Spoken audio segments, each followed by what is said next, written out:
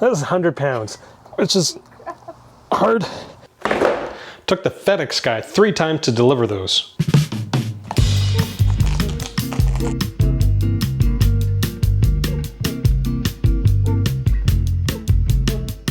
Pretty. Hi, Monty. So for the rest of this video, I'm going to do the dimensional differences between these new straps and some of the older ones. I'm going to talk about the fit with other Apple Watch series. I'm going to do a pretty hefty workout with them. Then I'm going to, well, actually do work with them, like on a keyboard. And then to end it all off, I'm going to do a stress test. So before we go do anything to these straps, we should figure out physically what's the biggest difference between the two. This is a Ginger Solo Loop, this is a Surf Blue Sport Loop, and you can definitely tell that the Solo Loops are a little wider. By how much?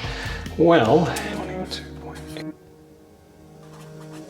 so when it comes to the Solo Loop, it is about 1 millimeter wider and about 1/3 of a millimeter thicker. So all in all, this Ginger Solo Loop is quite a bit heftier than this Sport Loop. But the biggest tell is actually going to be the weight of the product. So this thing, now in order to do a fair comparison between the two, I am going to have to cut a band to kind of match the same length. You can tell the difference between a real one with the print on the back. Fake ones that I came across do not. And the lugs will match the color of the band.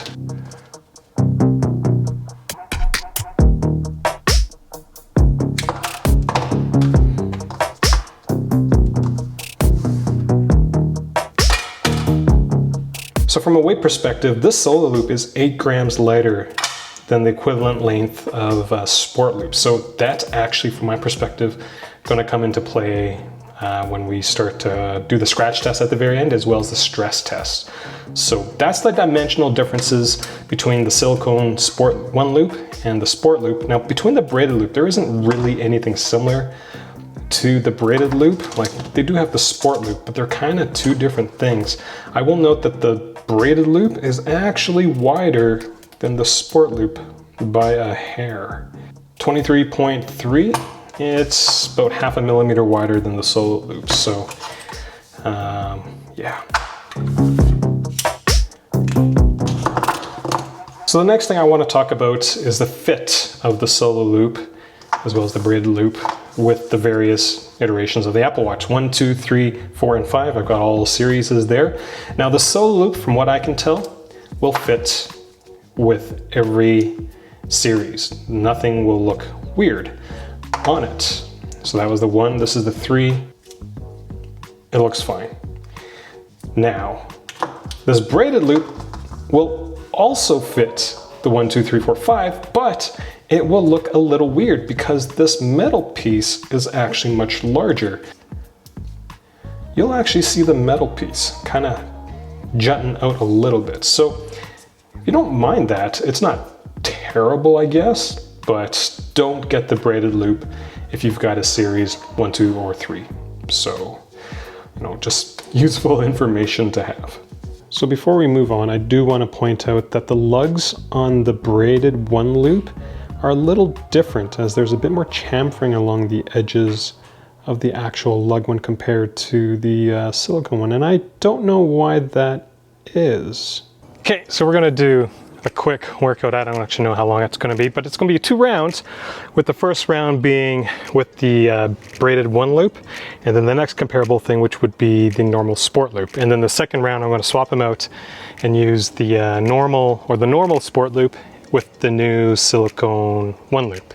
So we're gonna figure out how annoying these things get with a bunch of flexion, extension, supination, pronation, radial, and ulnar deviations. So let's get started.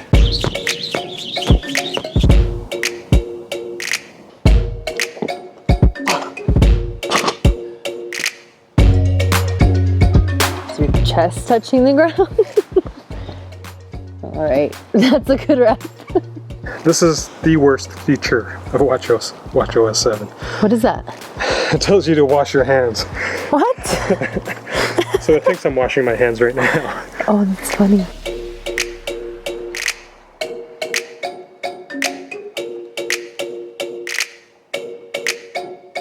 gonna switch it with a different set of grips. Those ones are long, these ones are short, those are more pliable, these are not as pliable. So one of the things with kettlebell stuff, you gotta turn the watch around. It was way easier on that one. To turn it around?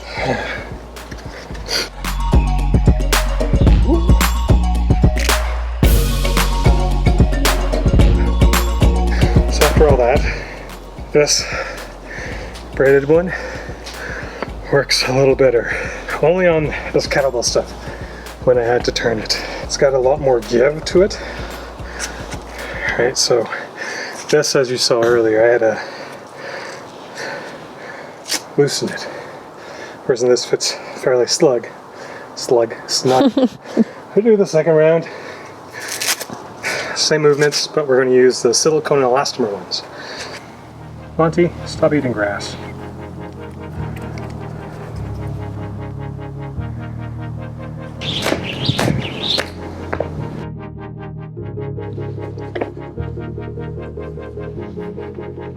An hour later. So no workout would be complete with a bunch of bicep curls, but they're not normal bicep curls. All right. Changes the grip. Changes the exercise. Thoughts? This one's better than this. Even though this one's a little bit wider, that give, I like it better. Both of them are pretty sweaty. Ew.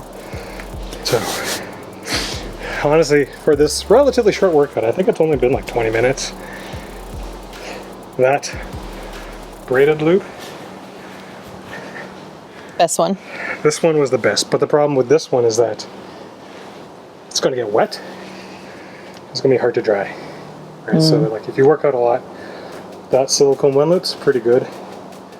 Though I think this sport loop is better. So it'll be number 1, number 2, number 3, and then number 4. So honestly, from a pure usability standpoint, I like these products better than my current favorite Apple Watch strap from Apple, which would be the Sport Loop. Now, my opinion about the braided one may change after we do the stress test. I've got a bit of a Sharpie on the silicone one to see kind of the color staining effect on it. Now, I spent several hours this morning working at my desk as well as my workbench, and in neither instance did I notice the Apple Watch band getting in the way at all. Even with the Sport Loop, you have the clasp at the bottom of the band, and that kind of gets in the way every once in a while. Honestly, these Apple Watch straps feel more like actual bracelets than actual watch straps, and I'm very, we'll say, apprehensive about normal watch straps with the buckle and the pin and everything. It gets really annoying. Apple, when they came with the Apple Watch with their sport bands, very neat way of putting on a watch, and I really didn't think watch straps could get any better. Like, honestly, this feels like a bracelet. Hey Val, Yeah? what did you say the straps felt like? They feel like a giant hair tie. Like a Almost giant like hair tie. scrunchie. A scrunchie. They're very comfortable. Now, the Silicone Solo strap has a bit more of an aggressive finish than the sport band, but it's still a far cry from the aggressive finishes on the fake sport bands that we did that real versus fake video on. Now, will it be a Monty magnet?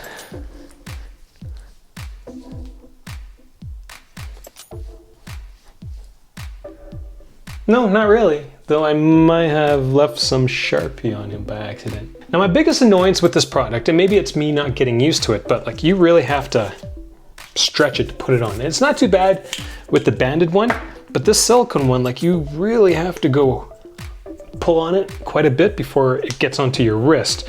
And every once in a while, it kind of folds over, so you like kind of have to like roll it off your hands. And this may get annoying for some people.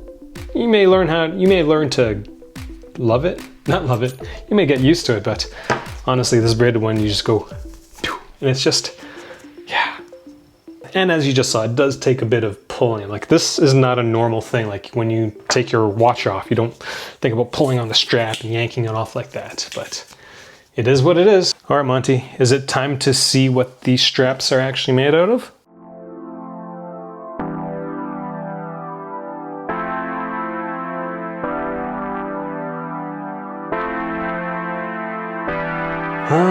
How else do we get off permanent marker, Val? Hand sanitizer?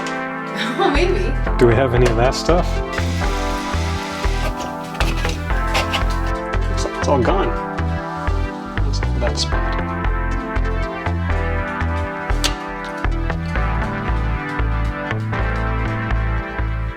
So stain resistance wise, about the same I would say. Slightly worse maybe.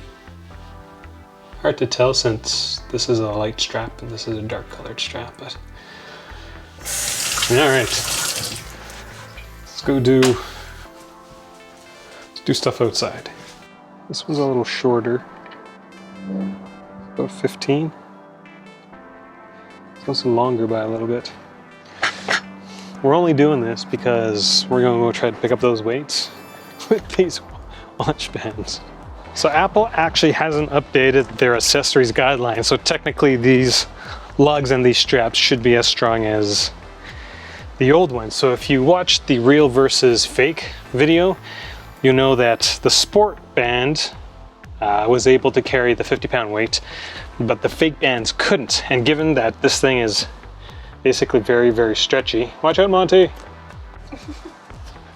It'll be interesting to see if, well, it can hold 50 pounds and not stretch at the same time. Oh my god. Oh, this is gonna hurt. It's very stretchy. Oh! I don't wanna look. Wow.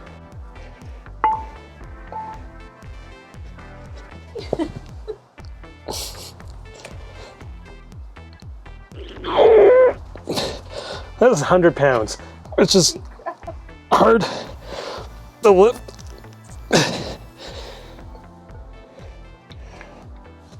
I'm good. That's pretty crazy. Let's see what happens when we do the braided one. If it's as, we'll say robust. Huh. Crazy. It's like Apple takes pride in their accessories. Except for the Apple Clear case. That thing just sucks. Oh!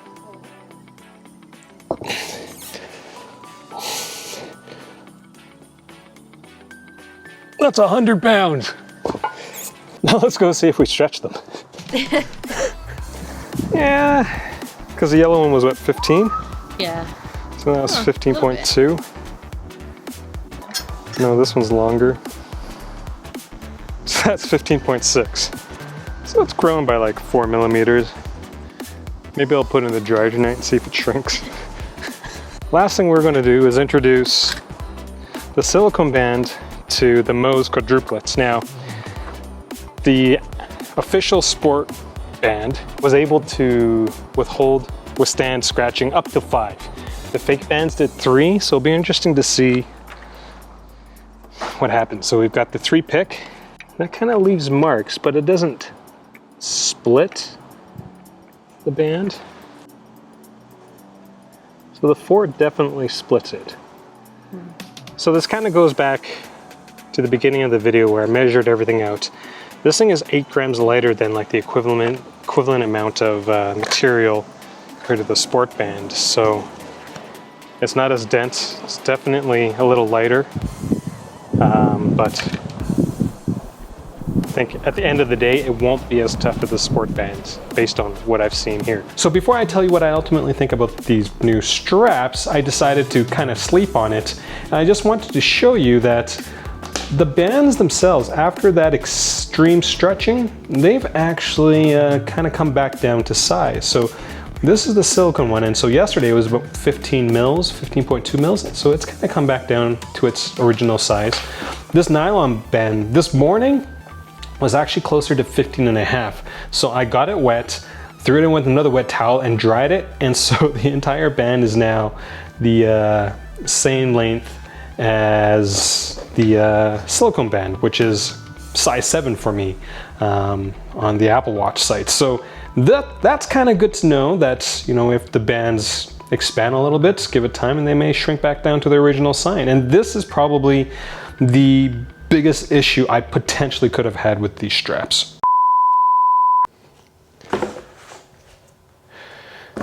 Took 3 times to get those. Took 3 times for the FedEx guy to drop those off. Took the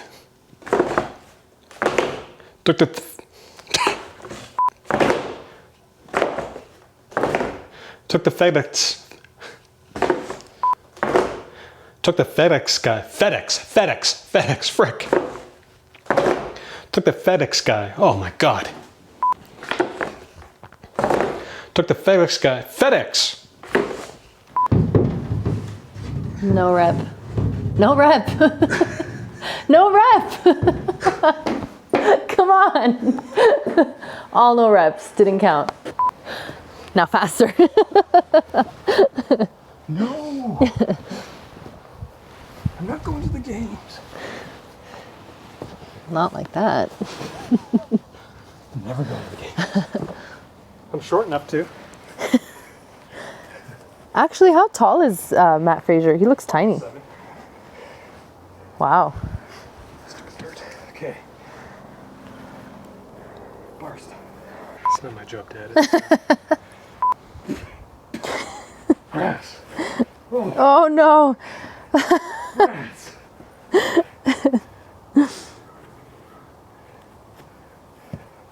Monty.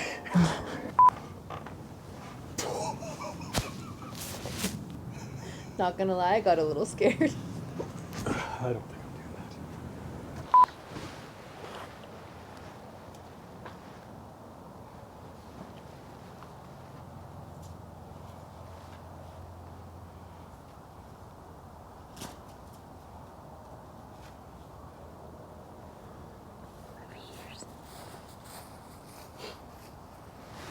Now, I'll be honest with you, I am pleasantly surprised by these new straps. I really didn't think Apple was going to be able to up their watch strap game, but somehow they have.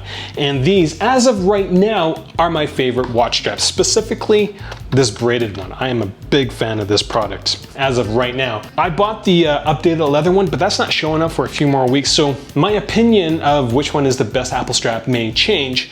We'll have to wait till then for us to all figure that out. But if this is the first time you're watching one of my videos, I do encourage you to click subscribe. Producing content a lot during the last quarter of 2020 because, well, it's iPhone 12 season. Woo! I'm Monty. What do you want them to do? Click subscribe, hit the notification bell so that every single time Monty shows up on YouTube, you get notified. See ya!